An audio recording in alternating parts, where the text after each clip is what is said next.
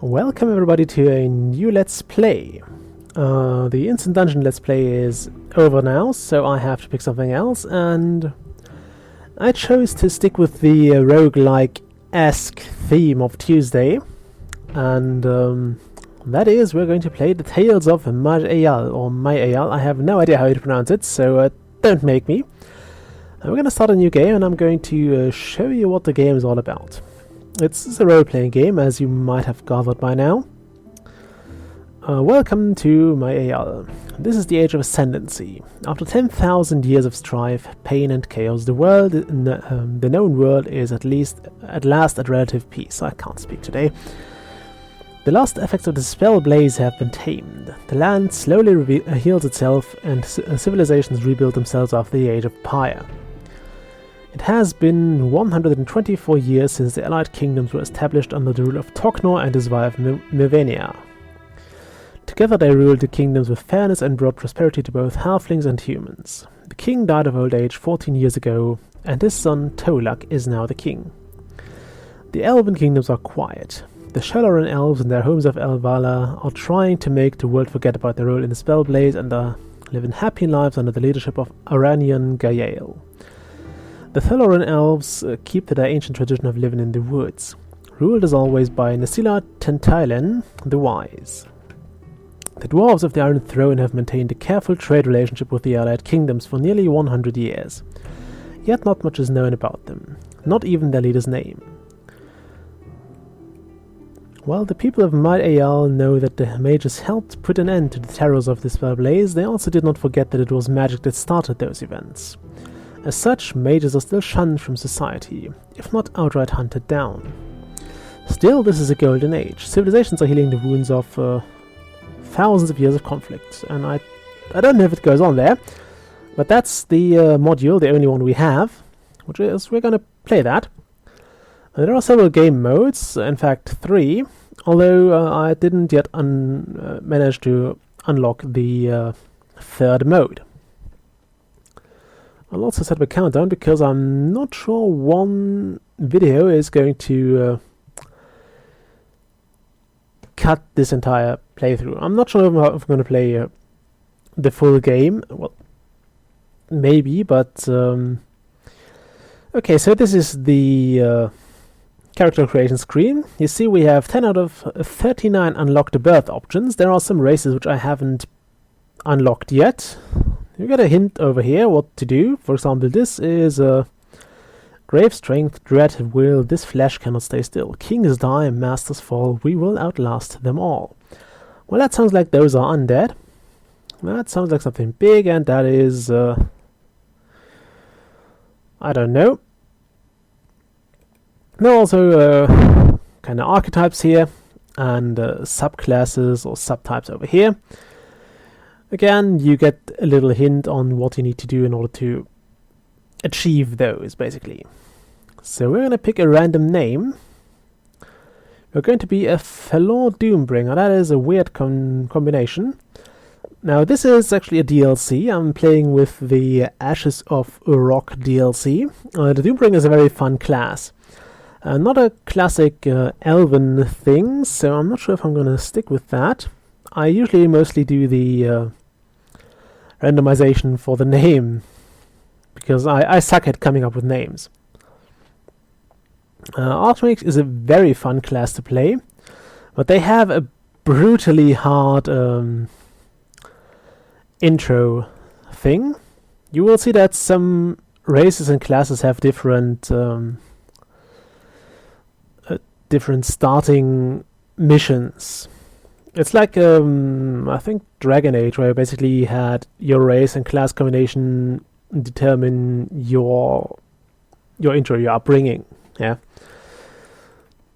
I don't like rogues for some reason. I don't know why. I'm not a good rogue. So we're gonna play Elroy or Roy, the Thaloran Summoner, which is a class I'm pretty decent at, although that is mostly because the class itself is somewhat easy. I had to unlock this, and basically this was unlocked at some point automatically for me, because to unlock this you need to see another creature use a summoning skill. and that just happened at some point. It is bound to happen. You will definitely run into something doing this, and yeah, it was, I think, in my first playthrough. So yeah, I've never played this game through actually, so maybe we'll see this in this match. And there are a lot of fun classes, like the Doombringer is definitely one of my favorites. Summoner is also one of my favorites. Rogues I never got into that much. The warrior classes are also fun to play. I like the archers, especially with the elves. It's a bit stereotypical. The other classes are okay as well. The Bulwark is a very shield-focused fighter. I'm not too keen on those, to be honest. I don't like them that much. The game has a lot of randomness in it, and we're going to play on normal.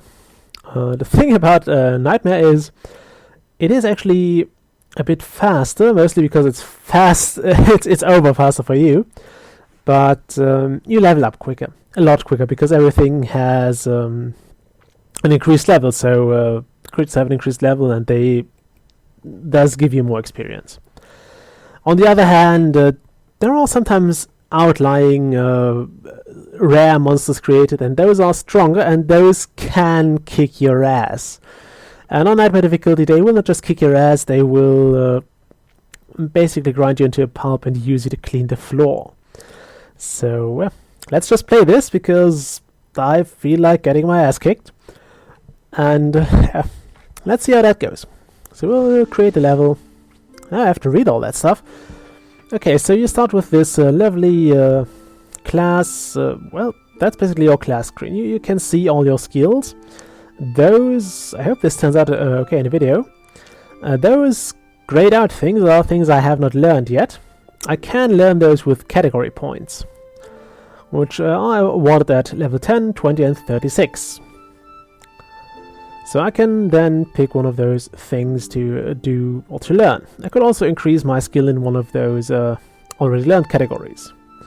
Those are my stats. I have 3 points for those, and I usually go 2 in cunning and 1 in willpower. Willpower gives me better summons, and I think it is also vital for those skills. You can see willpower requirements here. And cunning is a bit special, because cunning allows me to control more summons. Right now I can summon a hound, a warhound and a rich flame spitter, but I can only hold one of those. So the other one is basically not summonable. I have to wait for the one to wear out or to die. And of course, eventually as a summoner you want to have a lot of creatures that can hold in their head for you. So we're gonna try that now. And I can also so those are class skills, those are generic points, which are a race skill, which is always depending on your race, obviously. Some other skills that are shared among certain classes. The harmony skill tree is pretty useful as far as I'm considered. Allows you to do a lot of healing magic. The Mindstorm Master is also fun. Survival is not that useful in my opinion. I usually end up dumping a few points into that, because I like to be able to disarm traps. The rest of this I never found too amazing. I mean, the passives are always useful, but aside of that, there is not too much to those. So just gonna dump 1 point into heightened senses, and off we go. We just click outside of the thing. Okay, welcome, Roy. You are of the Thalaran, the elven race closest to nature. Your people have lived for thousands of years in their forest, rarely taking part in the events of the outside world. Yet when their home is threatened, the Thalaran elves can prove to be fearsome combatants. You lived a peaceful life deep in the forest for many years, but lately you have grown restless and have decided to step into the world. You have decided to venture into the old and wild places looking for ancient treasure and glory. You have come to the western side of the Thalaran forest, the lair of Norgos. Norgos was a steadfast ally of the Thalaran, protecting the western border. But lately he has grown corrupt, even attacking the Thalaran.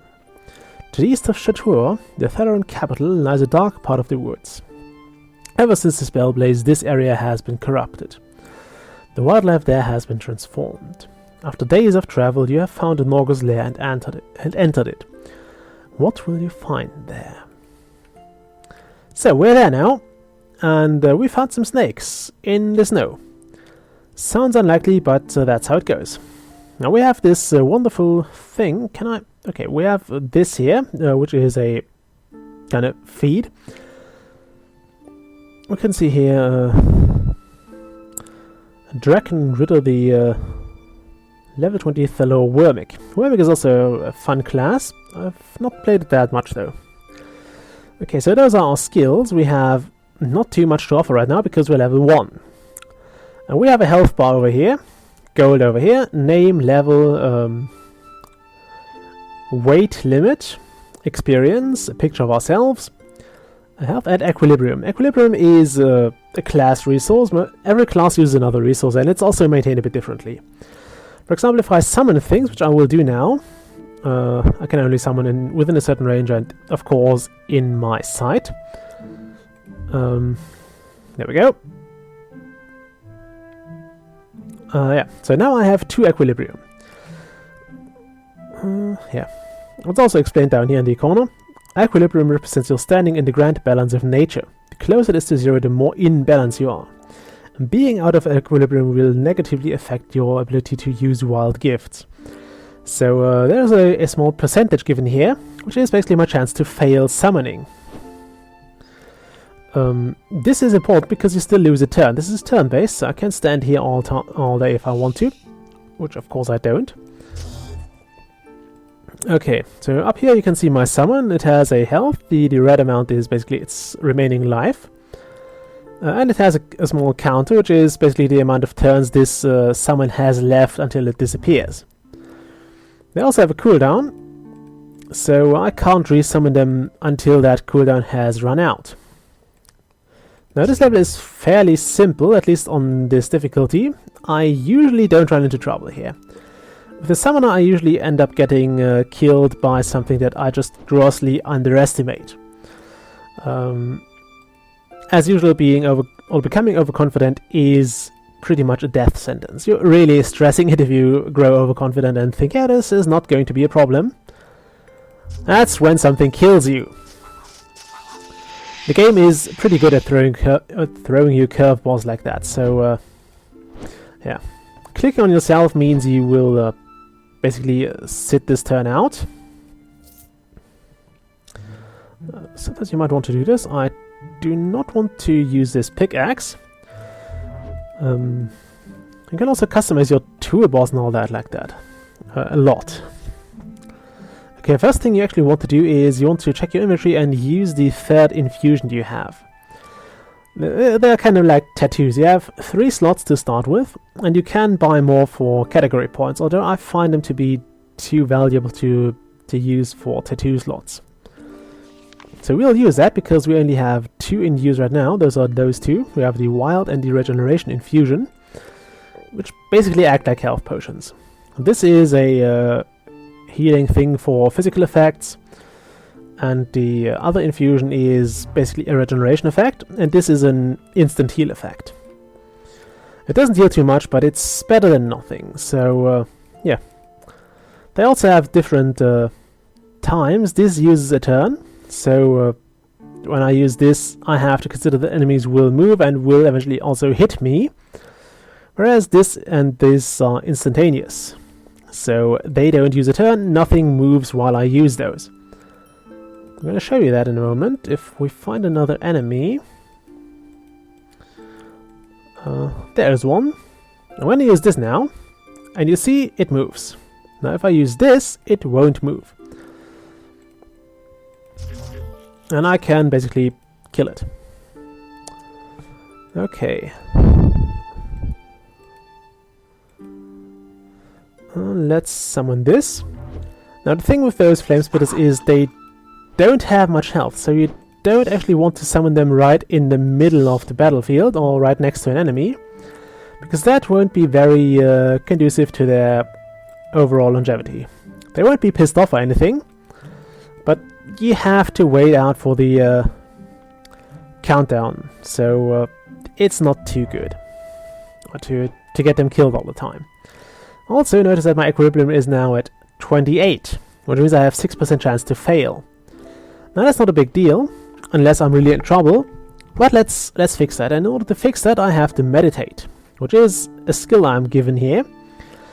I will increase my health thing. There is, as you can see here, 0.25 health a turn. That's my regeneration. I can increase that, for example, if I use this regeneration infusion or or healing thing. Actually, no, this won't affect my regeneration. So let's meditate. Now I'm regenerating 0.28 health a turn, which isn't too much. But I also lose half a point of equilibrium each turn.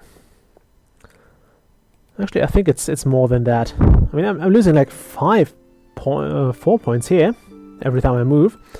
If I stand still, it's even faster. The downside of this is I do only 50% damage, which is why you don't want to do this in battle.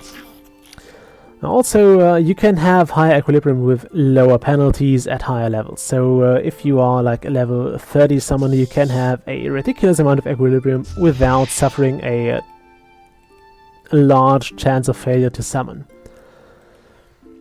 And that is quite useful to know. I mean, you do notice it on the on your own at some point. But yeah, right now I had like 28 equilibrium and 6% chance to fail. Maybe we'll get to see how this goes later. Now in Nightmare I would have probably reached level 2 or even 3 by now. And we also have a little thing called the Transmogrification Chest, which is something I found in a previous playthrough. Actually my first or second playthrough. And it's a chest that basically does the inventory management for us. It transmogrifies all the things we find. So everything we find is put in there. And then it can, when I change level, I will be prompted to select what I want to do with it. Whether I want to transmogrify it, which will give me gold instantly, or whether I want to do something else, like use the item. In that case, I would be required to take it out of the chest. Also, something you do in Nightmare is basically summon the Flame Splitter into an empty room so you don't get blindsided by anything. It does a reasonably good job at killing things, so I'm usually letting it do whatever it's doing best. And we just leveled up. So let's look at that. When leveling up, you gain, for most level ups, you gain a class point, a category point, a generic point, and 3 stat points, which you're going to do like we did the first ones as well. You're going to put 1 into willpower and 2 into cunning. I'm also going to dump 1 point into turtle summoning. Those utility summons are not that great in my opinion. I never tried this summon control power because I usually am too busy resummoning things or running away from things that try to eat my face. So that is nothing I'm too proud of. Anyway, we're gonna level this up to 3. So at level 3 you learn to disarm known traps. This increases with our cunning, so we don't need to level this any further. Some skills there are you want to level up to level 5 here, which is also, by the way, multiplied with the summoning thing here. So we are at talent level 2.6 because this is multiplied with 1.3. Sounds kind of weird, but it makes sense, and it does make a difference. And sometimes dumping another category point into a certain skill you use a lot can make a huge difference. For example, I had the what was it? I was playing with the Archmage at some point, and ended up, I'm gonna move out of the way here so my flame splitter can do the work, and I ended up using leveling the chain lightning spell to level 5, and I think it could target 8 enemies, and once I dumped another category point in it, it suddenly could take out 10 enemy or target 10 enemies at once, which is just amazing. Chain lightning is always one of my favorite spells. I mean, I fell in love with this spell in the Heroes series. Also, my flame splitter should die by now. There we go. Now I want to summon a hound. And I might actually go as far as supporting my hound here by killing things with it. I'm also gonna break off the episode here and see how this turned out, and I'm gonna record another just so we have that ready. As I said, this might be a longer series, it might not. We'll see how it goes. Anyway, I'll see you all next time. Bye!